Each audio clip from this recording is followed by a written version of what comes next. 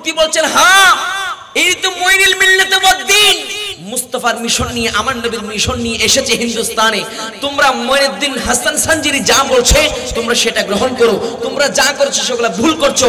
আমাদের মালিক সকলের প্রভু একমাত্র লা ইলাহা ইল্লাল্লাহ মুহাম্মাদুর রাসূলুল্লাহ। জোরে সবাই বলে সুবহানাল্লাহ। গরিব নওয়াজ ওই মজলিসের মধ্যে একসাথে 1 লক্ষ মানুষ মুসলমান করে দিয়েছেন। আর জোরে বলুন সুবহানাল্লাহ।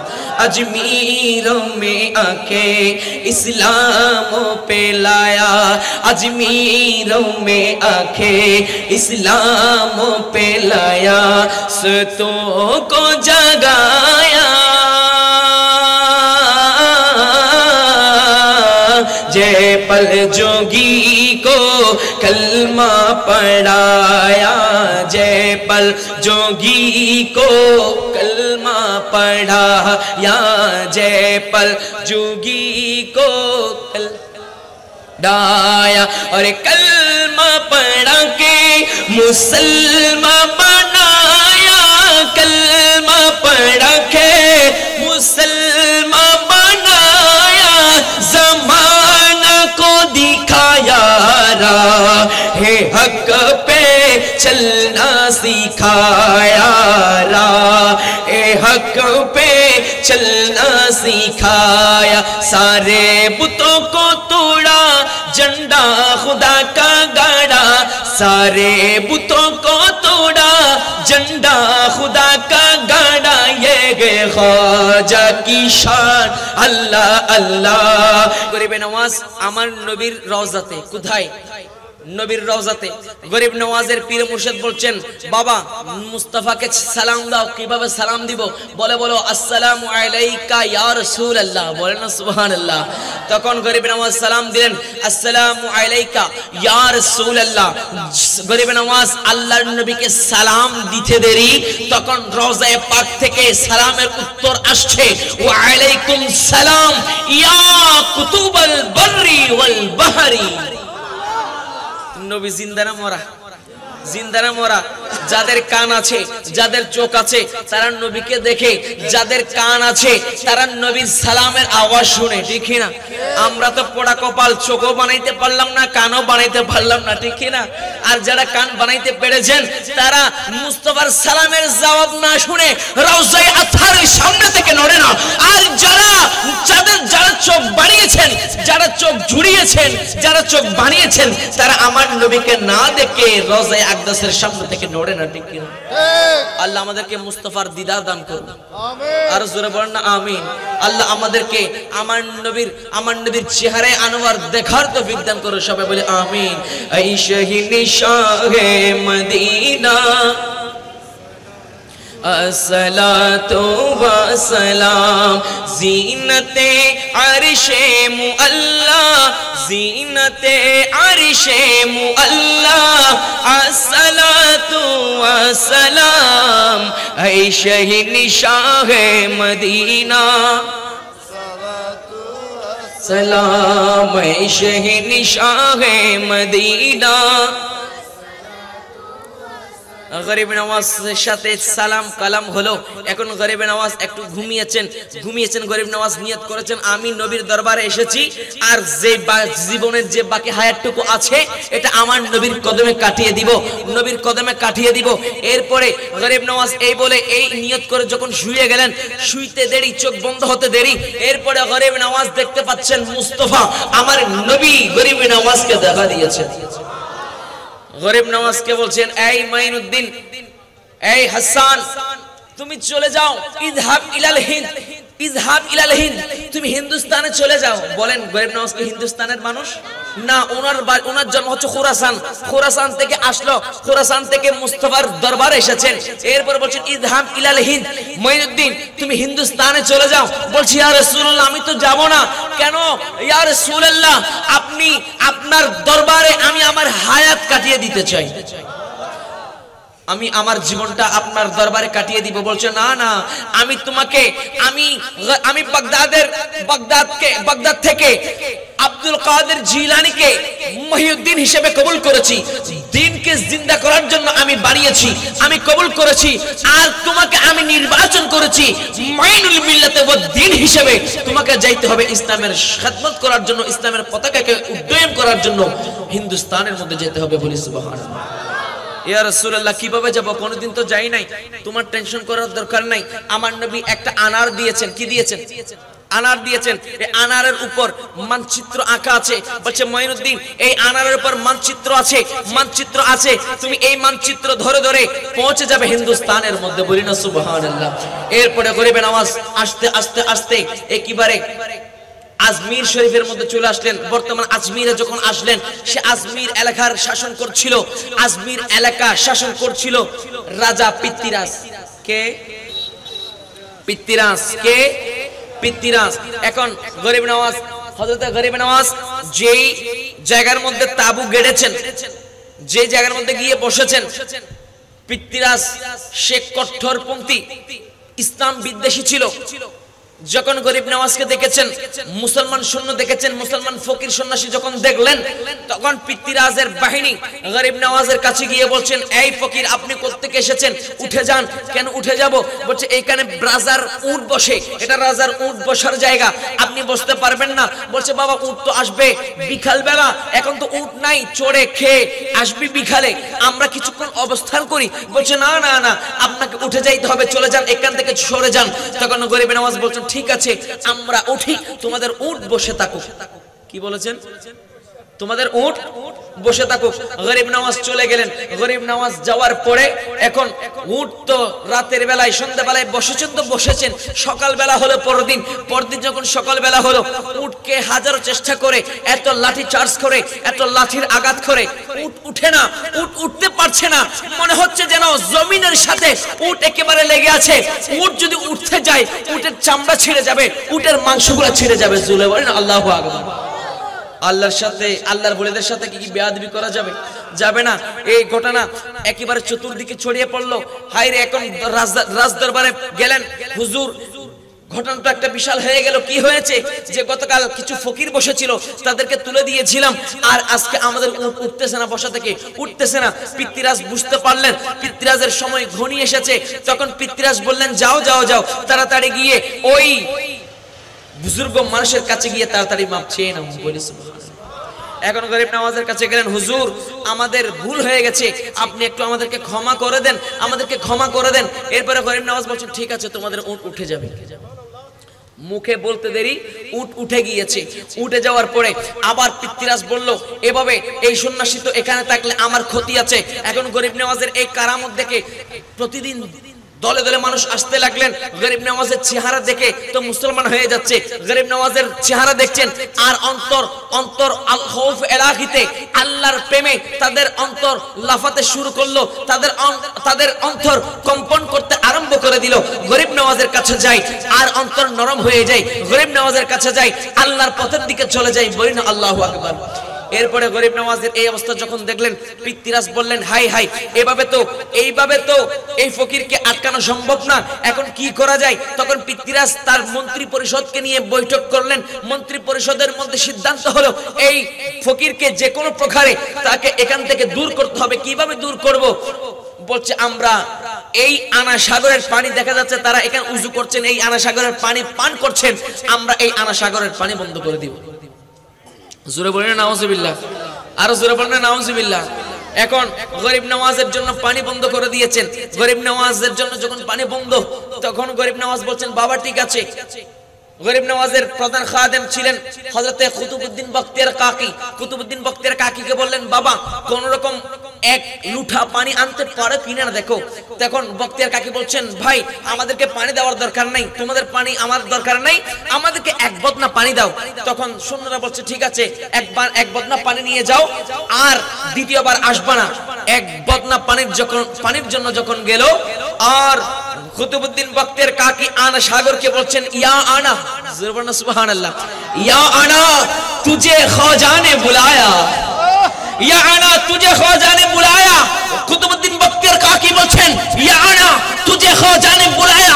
এই কথা বলতে দেরি ওই লুঠার মধ্যে পানি ঢুকেছেন। তো পানি ঢুকার পরে কুতুবউদ্দিন বখতিয়ার কাকি লুঠা নিয়ে গরিব নওয়াজের সীমানার মধ্যে আসতে দেরি, সীমানার মধ্যে এসেছেন, ওইদিকে আনা সাগরের পানি শুকিয়ে চচির হয়ে গেছে।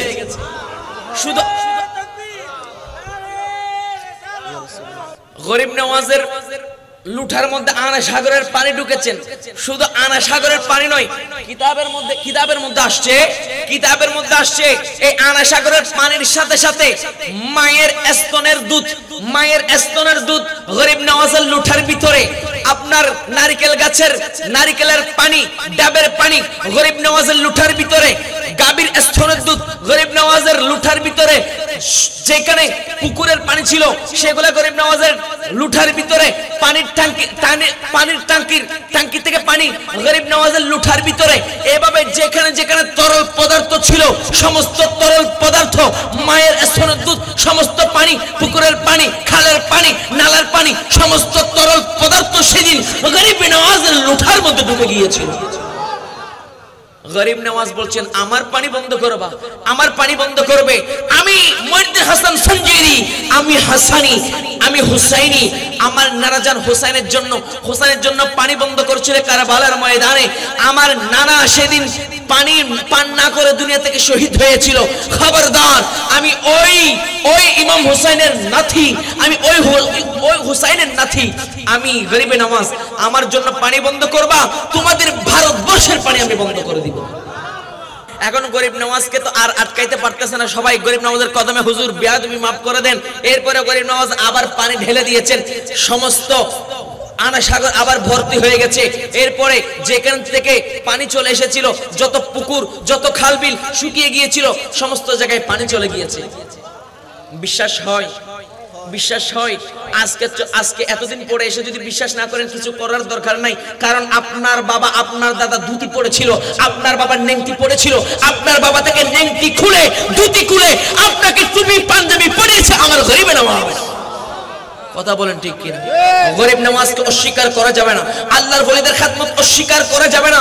সেই জন্য আমার নবী বলছেন, আল্লাহ হাদিসে কুদসির মধ্যে বর্ণনা করে দিচ্ছেন, মান আদা আলী ওয়ালিয়ান ফাকাত আযানতুহু বিল হারবে, যারা আমার ওলির সাথে বিদ্বেষ রাখবে, যারা আমার ওলির সাথে শত্রুতামি করবে, আমি তাদের সাথে ওপেন যুদ্ধ ঘোষণা করলাম। গরিব নওয়াজ আটকাইতে পারে নাই। এখন পিতৃরাজ এখন টেনশনের মধ্যে পড়লো, কি করা যায়। এখন পিতৃরাজ এই ফকিরকে কিভাবে দূর করবেন, কিভাবে তাড়াবেন। এখন মন্ত্রী পরিষদের মধ্যে একটা শয়তানি বুদ্ধি আসলো। সেটা কি? বলছে এই ফকিরকে কোনোভাবে দূর করা যাবে না, এই ফকিরকে দূর করতে হলে মহিলাদের দিয়ে এই ফকিরকে দূর করতে হবে। জোরে বলে নাউজুবিল্লাহ, আর জোরে বলে না নাউজুবিল্লাহ। গরিব নওয়াজ এখন বলছেন গরিব নওয়াজকে মহিলা দিয়ে গরিব নওয়াজকে দূর করতে হবে। এখন পিতৃরাজ ঘোষণা করলো, এই আজমিরের মধ্যে যত সুন্দরী মহিলা আছে সবচেয়ে সুন্দর মহিলাকে আনা হোক। এরপরে সমস্ত সুন্দরী মহিলাদেরকে যখন তালাশ করছে, সুন্দরী মহিলার কাছে যখন যায়, তখন বলছে আমার চেয়ে একজন সুন্দরী আছে। ওই সুন্দরী বলছে কে? বলছে পিতৃরাজের মেয়ে। আল্লাহু আকবার বলেন। পিতৃরাজের মেয়ে আবার আরেকজন সুন্দরের কাছে যায়, বলছে আমি সুন্দর না, আমার চেয়ে একজন সুন্দর মহিলা আছে। কে? বলছে পিতৃরাজের মেয়ে। এভাবে পুরো আজমির তালাশ করা হলো, দিল্লি তালাশ করা হলো, সবাই বলে আমার চেয়ে একজন সুন্দর মহিলা আছে। বলছে সেটা পিতৃরাজের মেয়ে। সৈন্যরা আসলো, বলছে মেয়ে এনেছো? বলছে না হুজুর, পাই নাই, তবে একজন সুন্দরী, অতি সুন্দরী মহিলা আছে। তো আনো নাই কেন? বলছে হুজুর তার কথা যদি বলি আমাদের গর্দান যাবে। বলছে বলো কি হয়েছে বলো। বলছে হুজুর যে সুন্দর মহিলা আছে, সবচেয়ে সুন্দর মহিলা, সেটা হচ্ছে আপনার কন্যা। ও আমার কন্যা? আচ্ছা ঠিক আছে, আমার কন্যাকে সাজিয়ে ওই ফকিরের কাছে পাঠাও, ওই ফকিরকে ওয়াসওয়াসা দিতে বলো, আর ফকিরকে যখন ওয়াসওয়াসা দেওয়া হবে তখন ওই ফকির অটোমেটিক তার বেলায়েত ক্যান্সেল হয়ে যাবে। জোরে বলেন নাউজুবিল্লাহ। এরকম আমার হুজুর আছে, এরকম অনেক বড় বড় ওলিদের বেলায়েত ক্যান্সেল হয়ে গিয়েছিল এই নারী ফিতনার কারণে, ঠিক কিনা? আল্লাহ পাক নারী ফিতনা থেকে আমাদেরকে হেফাজত করুন, সবাই বলি আমিন। এখন উনি তো গরিবে নামাজ, উনি তো কালামুল্লাহ শরীফের হাফেজ, এখন গরিবে নামাজ কোরআনে পাক তেলাওয়াত করছেন, কোরআনে পাক তেলাওয়াত করছেন, আর এদিকে পিতৃরাজ মেয়েকে পাঠিয়েছেন, বলছে মা এই ফকিরের সাথে আমি পারছি না, একটু যা তুই তাকে একটু পথভ্রষ্ট করে দে।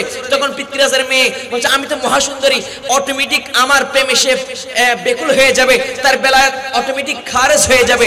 পিতৃরাজের মেয়ে গেল গরিব নওয়াজের দরবারে গেল, গরিব নওয়াজের চেহারার দিকে ওই মেয়ে দেখলো, গরিব নওয়াজের কোনো খবর নাই। গরিব নওয়াজ কোরআন পাক তেলাওয়াত করছেন তো তেলাওয়াত করছেন, তেলাওয়াত করছেন তো তেলাওয়াত করছেন, তেলাওয়াত করতে করতে করতে হঠাৎ করে গরিব নওয়াজের কেমন জানি মনে হয়েছে কে যেন এসেছে, এরকম মনে করে যখন গরিবের নামাজ কোরআনে পাক থেকে, কোরআনে পাকের আয়াত থেকে, কোরআনে পাক থেকে এই গরিব নওয়াজের নজরটা একটু সরিয়ে ওই মহিলার দিকে দিতে দেরি, পিতৃরাজের মেয়ের দিকে দিতে দেরি, সাথে সাথে গরিব নওয়াজের নজরের সাথে সাথে ওই মহিলা পিতৃরাজের কন্যা জায়গার মধ্যে 30 বার কোরআনে পাকের হাফেজ হয়ে গেছে।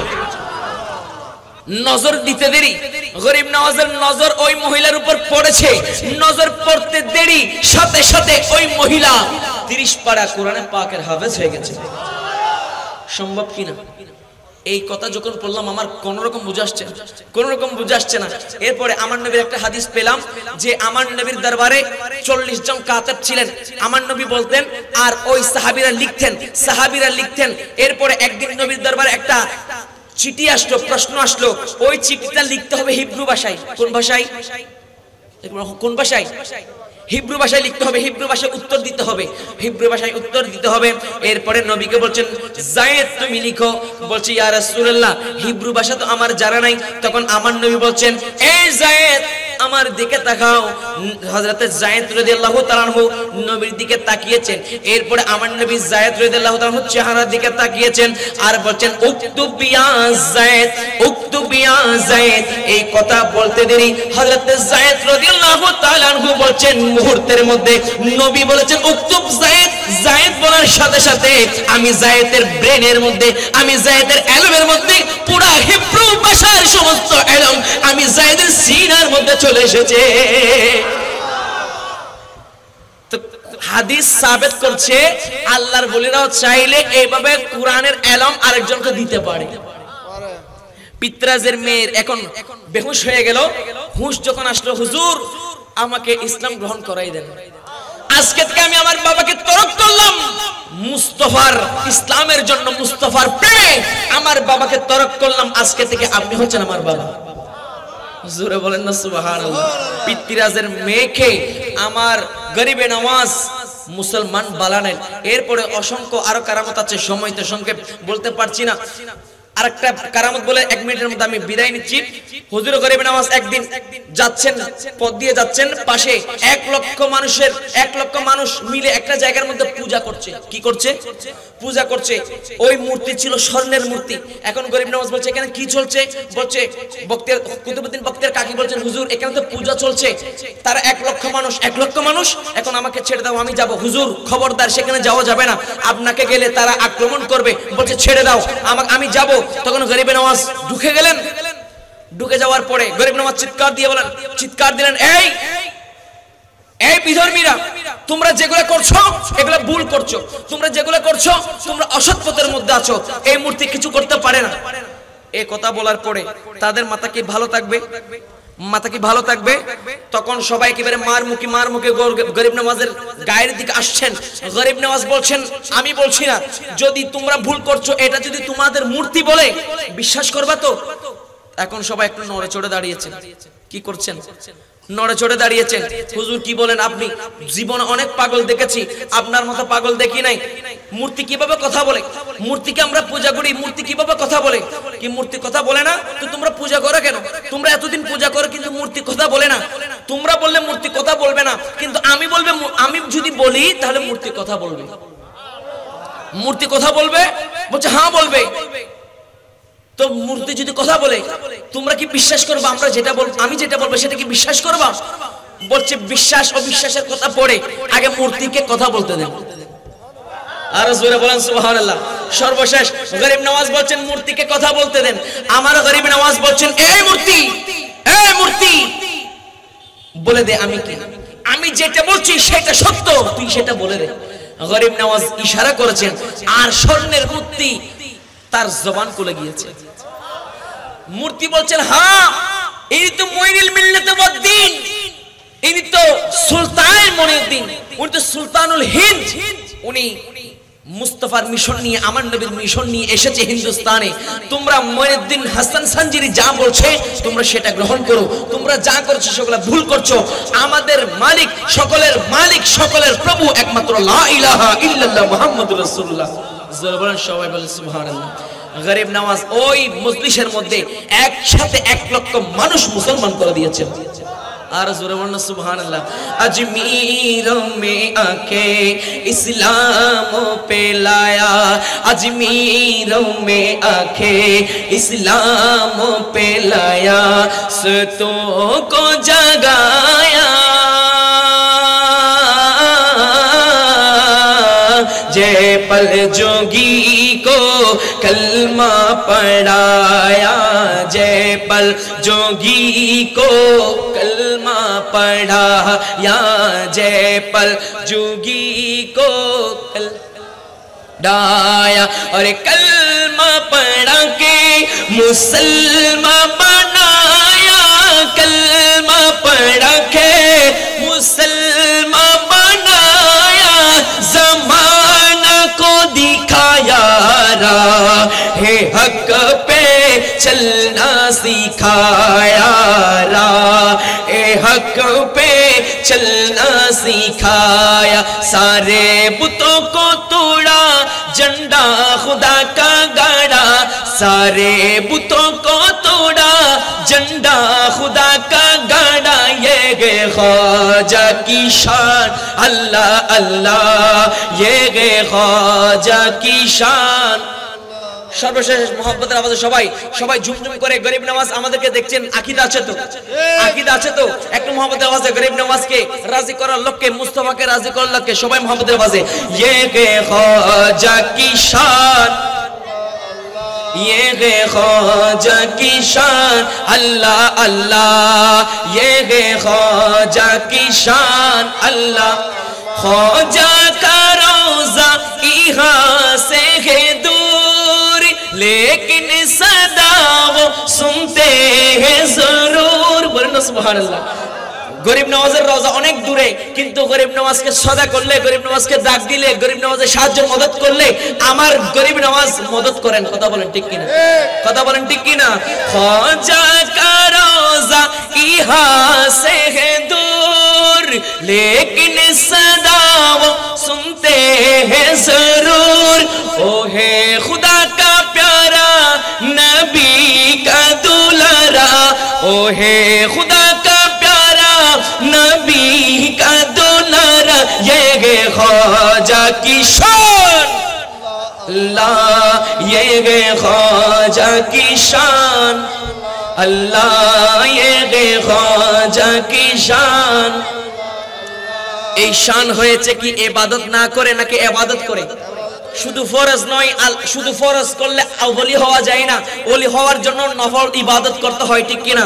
সেজন্য বুখারী শরীফের কিতাবুর রিকাক, কিতাবুল বাবুত তাওয়াদু, কিতাবুর রিকাক 6502 নম্বর হাদিসের মধ্যে আমার নবী বর্ণনা করতে লাগলেন। আমার নবী বলেন ওয়ামা ইয়াজালু আবদি ইয়াতাকাররাবু ইলাইয়া বিন নওয়াফিল কুনতু সামাহু আল্লাযী ইয়াসমাহু বিহি ওয়া বাসারহু আল্লাযী ইউবসিরু বিহি ওয়া ইয়াদুহু আল্লাতী ইয়াবতিশু বিহা ওয়া রিজলুহু আল্লাতী ইয়ামশি বিহা ওয়া ইন সাআলানি লাউতিয়ান্নাহু, বলি সুবহানাল্লাহ।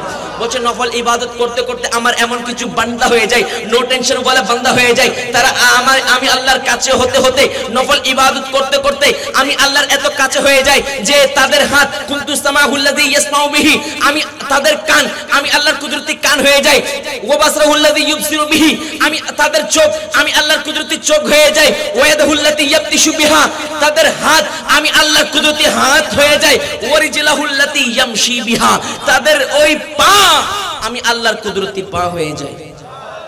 তো এই হাত যখন আমি আল্লাহর দরবারে তুলে, ওয়া ইন সাআলানি লাউতিয়ান্নাহু, যখন তারা চায় আমি আল্লাহ তাদেরকে দান করে দেই। জোরে বলেন না সুবহানাল্লাহ। এই গরিব নওয়াজ আল্লাহর মকবুল হয়েছেন শাহিন শাহে শ্রীকুট, আল্লাহর মকবুল হয়েছেন শাহিন শাহে চৌহর, আল্লাহর মকবুল হয়েছেন শাহিন শাহে শ্রীকুট, আল্লাহর মকবুল হয়েছেন গৌসে জামান হাফেজ কারি তৈয়ব শাহ কিবলা, আল্লাহর মকবুল ওলি হয়েছেন গৌসুল আজম মজভান্ডারি, আল্লাহর মকবুল ওলি হয়েছেন। সেই জন্য ওনারা যখন হাত তুলে দেয় আমার আল্লাহ তাআলা যা যা চাই তা দিয়ে দেয়। আল্লাহ পাক আল্লাহর ওলিদের ছায়া আমাদের মাথার উপর রাখুক, দীর্ঘায়িত করুক। আমাদের আজকের প্রোগ্রামকে কবুল আর মঞ্জুর করুন, আমাদের প্রত্যেককে ক্ষমা করুন। সবাই বলি আমিন।